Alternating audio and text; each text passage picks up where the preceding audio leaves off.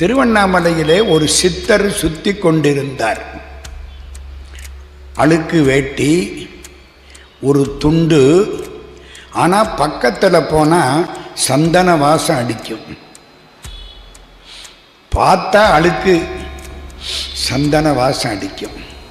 நான் வெள்ளை சட்டை வெள்ளை வேட்டி, என் பக்கத்தில் வந்தால் வேர்வை நாத்தம் அடிக்கும். கவிமணி தேசிக விநாயகம் பிள்ளைக்கு சிரங்கு வந்தது. உடனே அதுக்கு ஒரு பாட்டு எழுதி வச்சார். கவிஞனுக்கு நோய் வந்தா கூட ஒரு தமிழுக்கு ஒரு பாட்டு கிடைக்கும். ஒரு பெரியவர் சொன்னார், திருவண்ணாமலைக்கு போ, அங்க ஒரு பைத்தியம் சுத்திக்கிட்டு இருக்கோம். அந்த பைத்தியத்தை பார்த்தீங்கன்னா உனக்கு அதுதான் சரியான வைத்தியம். இவர் பணக்காரர், காரை போட்டுக்கிட்டு காலங்காத்தால வந்துட்டார். திடீர்னு ஒரு ஆள் வர்றார், காப்பி எடுக்கிறார், நல்லா ஆத்துறார், பாதியை குடிச்சு விட்டார். வந்தவர் இவருக்கு ஒன்றும் புரியல. 5 ரூபா காப்பியில் 2.5 ரூபா போச்சு. பாதியை குடிச்சு விட்டார். அப்படி பார்க்கிறார். உனக்கு என்ன வேணும்? இந்த சிரங்கு தீரணும்.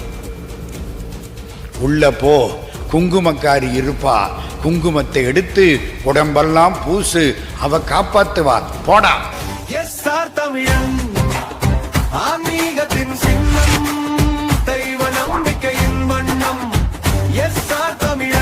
எஸ்ஆர் தமிழன் சப்ஸ்கிரைப் செய்யுங்கள். தென்னாடுடைய சிவனே போற்றி, எந்நாட்டவர்க்கும் இறைவா போற்றி.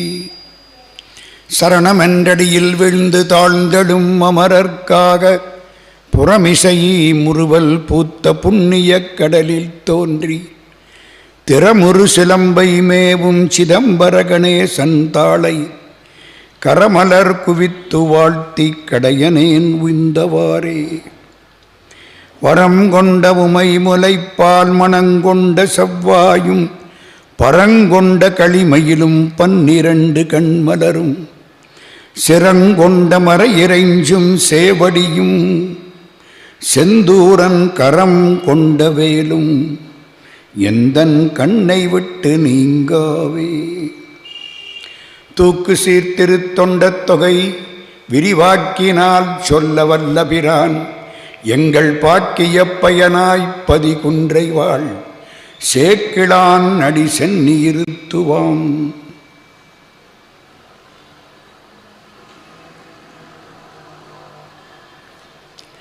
அன்புக்கும் வணக்கத்திற்கும் மரியாதைக்கும் உரிய சான்றோர் பெருமக்களே, தாய்மார்களே, எல்லாருடைய திருவடிகளுக்கும் வணக்கம். திருவண்ணாமலையிலே ஒரு சித்தர் சுத்தி கொண்டிருந்தார். அழுக்கு வேட்டி, ஒரு துண்டு. ஆனால் பக்கத்தில் போனால் சந்தன வாசம் அடிக்கும். பார்த்தா அழுக்கு சந்தன வாசம் அடிக்கும். நான் வெள்ளை சட்டை வெள்ளை வேட்டி, என் பக்கத்தில் வந்தால் வேர்வை நாத்தம் அடிக்கும். இந்த சித்தர் திருவண்ணாமலையை சுற்றுவார். லட்சக்கணக்கான தடவைகள் சுற்றுவார். யாரை பற்றியும் கவலைப்பட மாட்டார். திருவண்ணாமலைக்கு பக்கத்தில் வேட்ட வலம்னு ஒரு சின்ன கிராமம். அந்த கிராமத்தில் ஒரு மிராசுதார் இருந்தார். அவருக்கு ஒரு வியாதி. வியாதின்னா இந்த சிரங்கு, உடம்பு பூரா சிரங்கு அரிக்கும். சொரிஞ்சா ரொம்ப அரிக்கும், ரொம்ப வலிக்கும். தவிக்கிறார். கவிமணி தேசிக விநாயகம் பிள்ளைக்கு சிரங்கு வந்தது. உடனே அதுக்கு ஒரு பாட்டு எழுதி வச்சார். கவிஞனுக்கு நோய் வந்தா கூட ஒரு தமிழுக்கு ஒரு பாட்டு கிடைக்கும். அவருக்கு சிரங்கு வந்தது. இந்த இடத்துல சிரங்கு வெள்ளையா தெரிஞ்சுது, ஒரு இடத்துல செவப்பா தெரிஞ்சுது, ஒரு இடத்துல கொஞ்சம் பச்சை கலரா தெரிஞ்சுது. அதை பார்த்தார், சிரிச்சார், ஒரு பாட்டு எழுதினார். சிரங்கப்பராயன் சிறியேன் எனக்கு தரங்கண்டு தந்த தனம். சிரங்கப்பராயன்னு ஒரு ராஜா. யாரு? நம்ம சிரங்கு. சிறியேன் எனக்கு. எல்லா ராஜாக்களும் புலவர்களுக்கு பரிசு கொடுப்பாங்க. என் தகுதிக்கு இவன் தான் கிடைச்சான். எனக்கு என்ன பரிசு கொடுத்தான் தெரியுமா? முத்து. இந்த வெள்ளையா இருக்குல்ல சரங்கு, இது முத்து. பவளம், முழு வைரம், மாணிக்கம், பக்தி ஒளி வீசு பதக்கங்கள். பெரிய சரங்கு பதக்கமா. முத்து, பவளம், முழு வைரம், மாணிக்கம், பக்தி ஒளி வீசு பதக்கங்கள். அத்தன் சிறங்கப்பராயன் சிறியேன் எனக்கு தரங்கண்டு தந்த தனம். என் தரத்துக்கு இதைத்தான் கொடுக்கலாம்னு இதை கொடுத்துட்டு போயிட்டான். கவிமணிக்கு சிறங்கு வந்தா ஒரு பாட்டு கிடைச்சிது. புலவனுக்கு நோய் வந்தா கூட தமிழுக்கு ஒரு சொத்து சேரும். நான் சொல்ற வேட்டவனம் பெரியவர் மிராசுதாருக்கு சிறங்கு. எல்லா டாக்டரும் கைவிட்டு விட்டார்கள். என்ன செய்கிறது? பணம் இருக்கு, அனுபவிக்க தலையெழுத்தில்லை. தலையெழுத்து இருந்தாத்தான் புண்ணியம். வகுத்தான் வகுத்த வகையல்லால் கோடி தொகுத்தார்க்கும் துய்த்தல் அரிது. திருவள்ளுவர். அது மாதிரி தூய்க்க முடியலை. அழுக வந்தது. ஒரு பெரியவர் சொன்னார், திருவண்ணாமலைக்கு போ. அங்க ஒரு பைத்தியம் சுத்திக்கிட்டு இருக்கோம். அந்த பைத்தியத்தை பார்த்தீங்கன்னா உனக்கு அதுதான் சரியான வைத்தியம். இவர் பணக்காரர், காரை போட்டுக்கிட்டு காலங்காத்தால வந்துட்டார். 5 மணி திருவண்ணாமலைக்குள்ள வந்துட்டார். காலையில் 5 மணிக்கு என்ன வேணும்? அம்மா நமக்கெல்லாம் எந்திரிச்ச உடனே என்ன வேணும்? காப்பி வேணும்.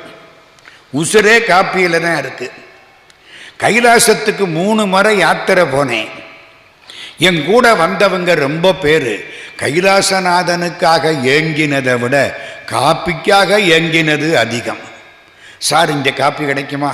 இந்த அங்கே காப்பி கிடைக்குமா? எங்கேயாவது காப்பி கிடைக்குமா?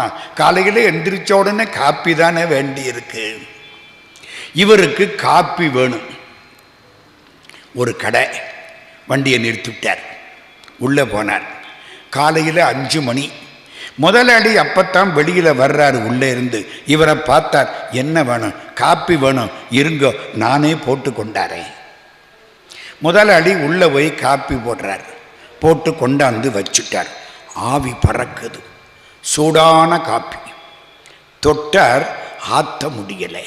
கையெல்லாம் சரங்கு. கீவா ஜெகநாதன்னு கேள்விப்பட்டிருக்கீங்களா? அவரும் நானும் பம்பாய்க்கு 1976 போனோம்.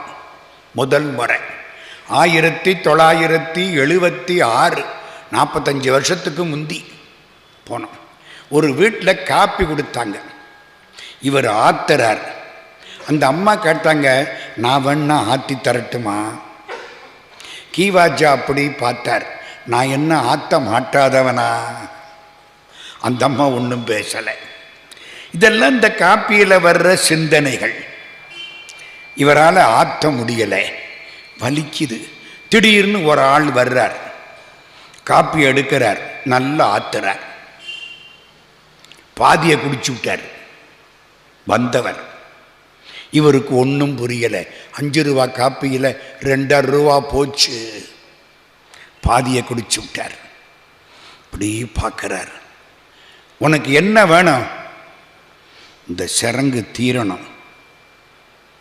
உள்ள போ, குங்குமக்காரி இருப்பா, குங்குமத்தை எடுத்து உடம்பெல்லாம் பூசு, அவ காப்பாத்துவா, போடா.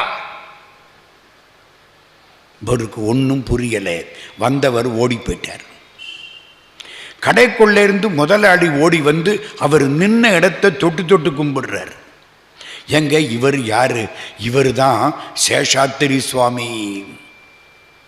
திருவண்ணாமலையிலே சுற்றி வரக்கூடிய பல மகான்களில், பல சித்தர்களில் ஒருவர் சேஷாத்திரி சுவாமி.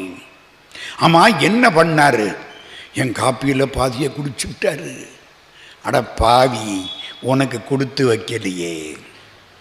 முழு காப்பியவும் குடிச்சிருந்தா உன் வெனை முழுக்க தீர்ந்திருக்குமே.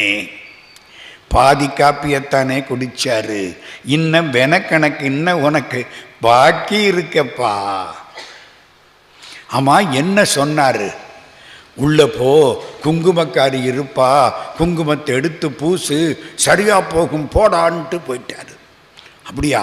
உண்ணாமுலை தாயார் உள்ள போ, குங்குமத்தை எடு, அண்ணாமலையார் நென பூசு, சரியா போயிடும். பணக்காரர் உள்ள போனார். உண்ணாமுலை தாயார் சந்நிதி குங்குமத்தை எடுத்தார், கொரன்னு தேய்ச்சார், கண்ணை மூடிக்கிட்டு குளத்துல போய் குளிச்சார், எந்திரிச்சார், சரங்கு சரியா போச்சு. 1920 ஒட்டி கிட்டத்தட்ட 100 வருஷம் தாண்டி ஓடி போயிடுச்சு. இது எந்த ஊர்? திருவண்ணாமலை. அவருக்கு என்ன பேரு? மகான் சேஷாத்திரி சுவாமிகள்.